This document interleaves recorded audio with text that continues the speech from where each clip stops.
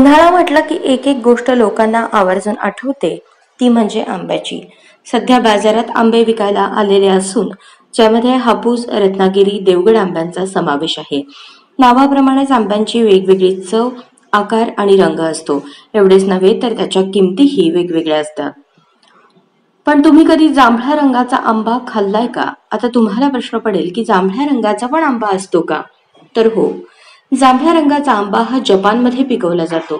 या आंब्याची किंमत एवढी आहे की त्याचा 1 किलो दरात तुम्ही अनेक किलो हापूस आंबे विकत घेऊ शकता। जपानमध्ये मिळणाऱ्या या आंब्याचे नाव मियाझाकी आहे। नावापेक्षाही या आंब्याची किंमत विशेष आहे। हा आंबा 2,75,000 रुपये प्रति किलो दराने विकला जातो। या आंब्याच्या वैशिष्ट्याबद्दल सांगायचे तर एका आंब्याचे वजन 350 ग्रॅम आहे आणि त्यात 15% अधिक साखर आहे। हा आंबा अतिशय खास पद्धतीने तयार केला जातो।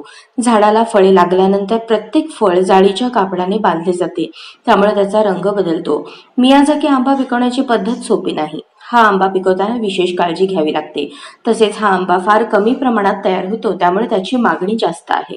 तज्ञांच्या मते मियाझाकी आंब्यामध्ये व्हिटॅमिन ए खूप चांगल्या प्रमाणात आढळते, जे डोळ्यांच्या आरोग्यासाठी चांगले आहे।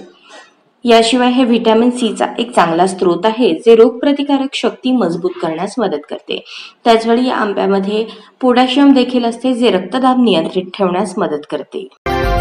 आजच स्मार्ट महाराष्ट्र न्यूज चॅनलला सबस्क्राइब करा।